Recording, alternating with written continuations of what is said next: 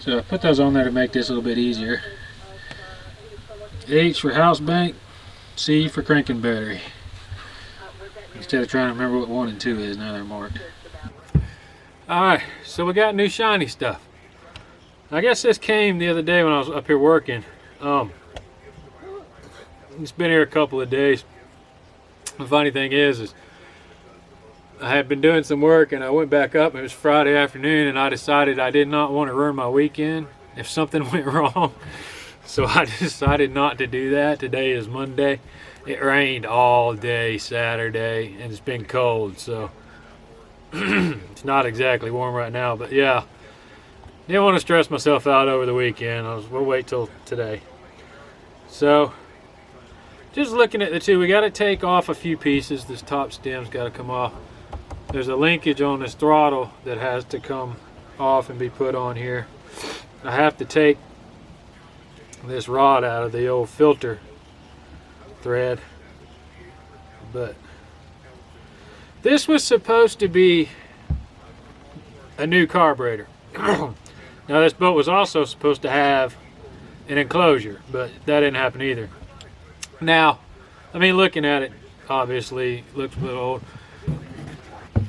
If you bought this new carburetor and you put this on the boat and you used it 3 times and you parked it for 2 years, you don't have a new carburetor anymore.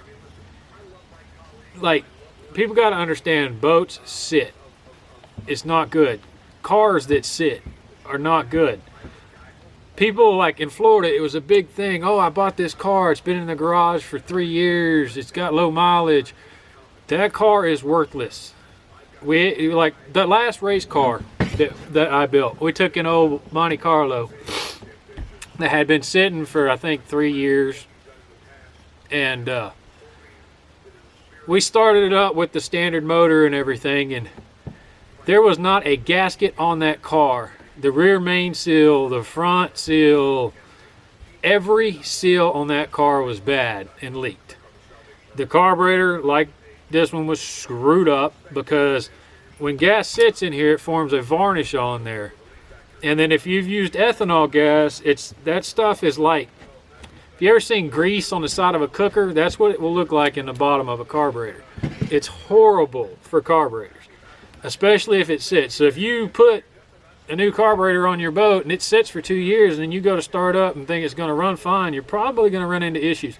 Now, yes, I probably could have taken this one apart and cleaned it up, but for one, the stuff used to clean up carburetors that they soak in is insanely expensive, and I do not have any more. The other thing was, like I said, I just don't know. There's a couple of things on here, like these glue in places, that make me leery of this thing.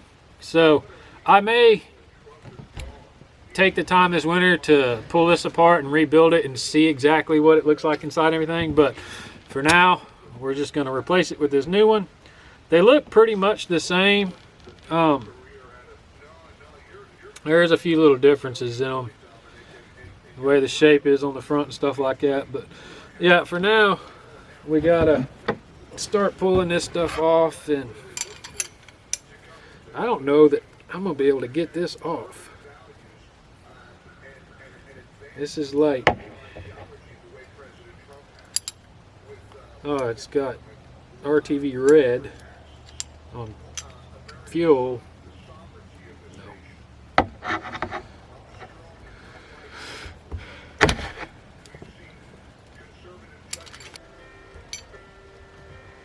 We're just putting this back on so we don't lose any pieces. So there might possibly be a chunk of RTV red in there. You can see, yeah. I'm not so sure that was such a good idea. Gasket sealer on gas is not good. Gas eats stuff, so this stuff is like chunked up. Those are not the same size. That's awesome. We'll have to see if that one down there is the right one. So that sucks. Next thing we got to do is pull this plate off. Yeah, I'm shaky this morning.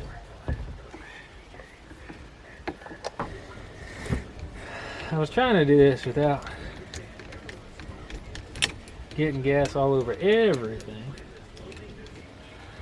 I'm shaking, not feeling so good today.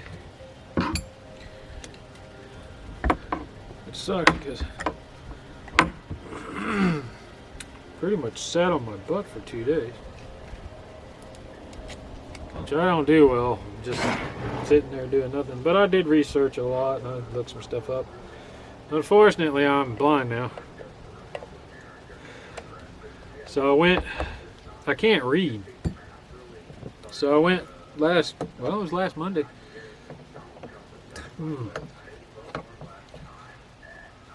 To get some glasses. See, I had glasses about, I don't know, 10, 11 years ago. And they currently reside in the bottom of the St. Johns River. I had them, I don't know, 2 weeks, a week. And I was fishing on the boat and the line caught the edge of them and flicked them off and they went right down in the water. Well, I called to get them replaced and it was like $350. I was like, man, forget that. So I haven't had glasses that long, but now it's gotten where like I can't read stuff that's close to me. Apparently, like one of my eyes, my right eye is kind of almost worthless, and it always has been. Probably, the doctor said it's probably been that way since I was like 9 or 10, which I blew myself up when I was pretty close to that age, but that's another story. But yeah, my right eye is worthless, but I went and did the appointment. And waiting on the glasses. They said 10 days. We're getting close to Thanksgiving, so we'll see. Okay, so as usual, nothing's gonna go right. I put the carburetor on, and I don't know what I was thinking. I thought I could use this nipple for the fuel line. This piece is a flared fitting. We're gonna go ahead and put this back in. Where your fuel line goes in, this is a flared line. Unfortunately, the nut that goes on the old carburetor is bigger than the new carburetor. The flare is bigger and won't even go in. Fine.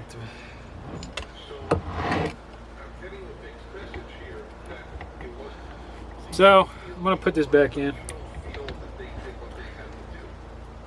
Thankfully, I don't know what I was thinking. Like I said, this isn't gonna work. It's tapered, but I started to screw that in. I was like, you know what? Don't do that. So I was like, okay, it's a flare line. I went to AutoZone. Auto parts stores are useless anymore. They looked it up and they found this nut and he wanted to order me this nut. Like, dude, I have 2 of those in 2 different sizes. It's not the problem. I need the flare nut that goes into it. I don't know how to look that up, of course. So I left there and I went to the plumbing department at Ace.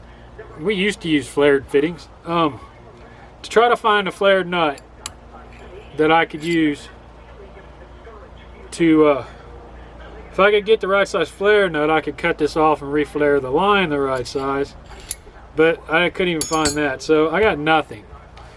So for now, all I can do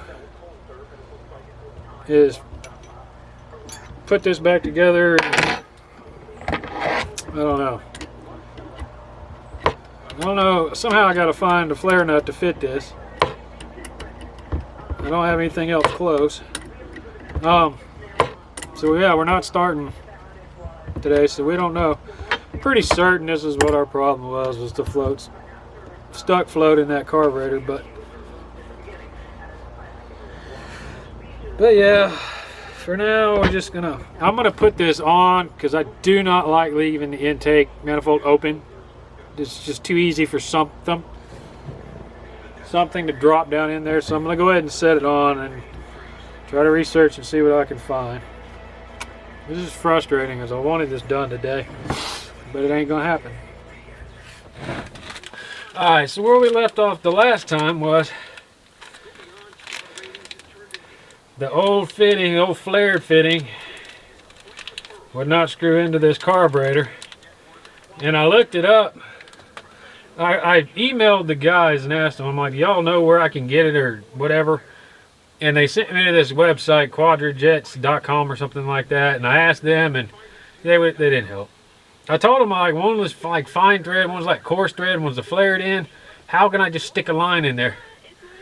And they tried to explain to me that it's not coarse and fine thread, it's size or something. So I don't know. This is the moment of truth.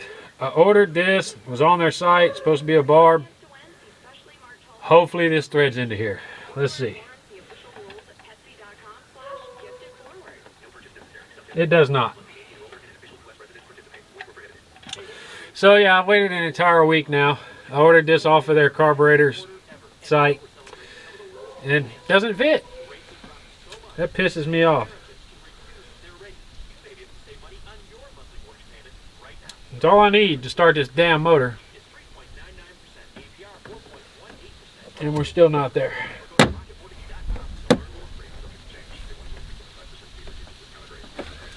Madder than hell, man. Not to mention, this thing cost me like $10 to get here. So yeah, we got a brand new carburetor and we still have no way to hook it to our motor. Great.